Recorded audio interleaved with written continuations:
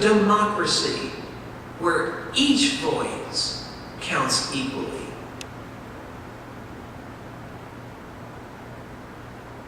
Jesus' cup that he later talks about is the cup of death.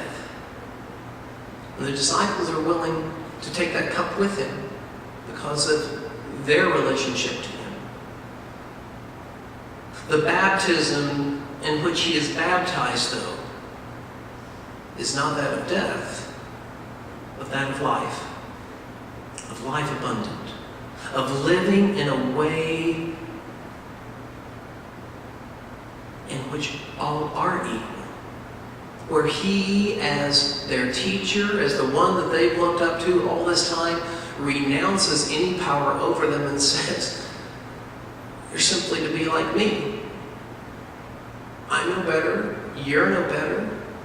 I'm no worse, you're no worse. We all need to abide by the same values.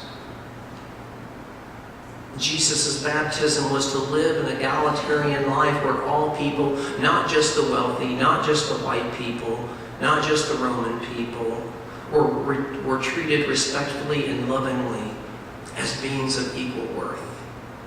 The poor, brown-skinned, Jewish people like him and his disciples were neither to be peasants nor kings of others, but rather the siblings and equals of others. If we are all to live as God's children, no one is to be placed above or below in authority. Every person has the right to that autonomy, to that self-determination in accordance with God's own Spirit. Jesus often talked about the law as being archaic, that it no longer really matters. Instead, he talked about the Spirit that infuses our own spirits to live with compassion and justice and peacefulness with and between all others. We're not to be like the Gentiles who are governed by rulers who lord it over them. We're to be followers of the way with no rulers at all. And we're to do for others as we'd like for them to do to us. Is that not the great commandment that he told us to do?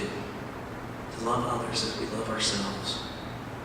The emphasis, therefore, is not to have control or influence over others, but simply to serve each other with graciousness and joy and loving kindness.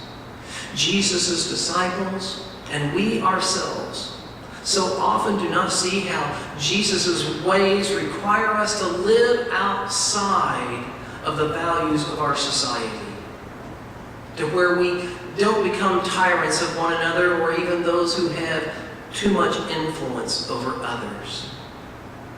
There's a movie that I'm guessing a lot of you have seen at some point called Bruce Almighty. Bruce is this person who's a news reporter, and he's given a lot of fluff stories and such, and he wants to be the anchor of the news program. He believes that that is a position more fitting of him. He desires the power and the influence that that news anchor has, and when the job comes up and he doesn't get it, he is just mad at the world, and he's mad at God.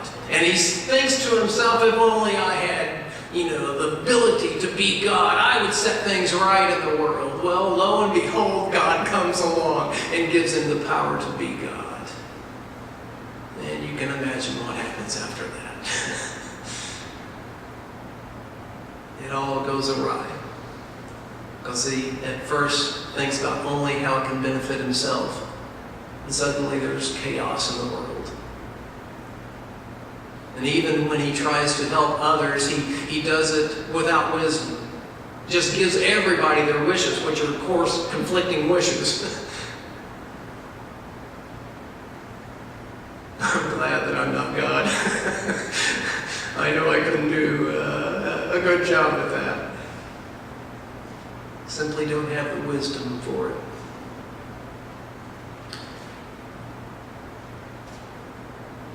It was interesting this past week that I saw a cartoon by one of my friends from seminary. it put up, and there was a single cartoon with two different lines, with looked like a ticket box line. And on one of the ticket boxes above, on a sign, it said tithes. And on the other one, it said lottery. There were 2 or 3 people standing at the tithing line, and there was a whole mass that you couldn't even count that was standing at the lottery line. And I thought, what an interesting commentary on our society, that we're all wanting to get rich, we're all wanting to be wealthy, rather than to give of what we have, whatever that may be, to others. The desire is to have influence, to be advantaged in this world. And we all succumb to it. Myself, more often than I care to say. It was interesting because the seminary friend of mine who put this on his post is a pastor of an AME church, African Methodist Episcopal Church. And so he posted this, and I was interested in that all the respondents, mostly of whom were African American themselves, had a very different response than when I posted it on a more progressive Christian website, in which most of those people were white, like me. The responses that I got, many of them were, yeah, but if we were rich, if we won the lottery, we'd be able to do all kinds of good in the world. I didn't see a single response like that by any of the ones on his site. Not a one.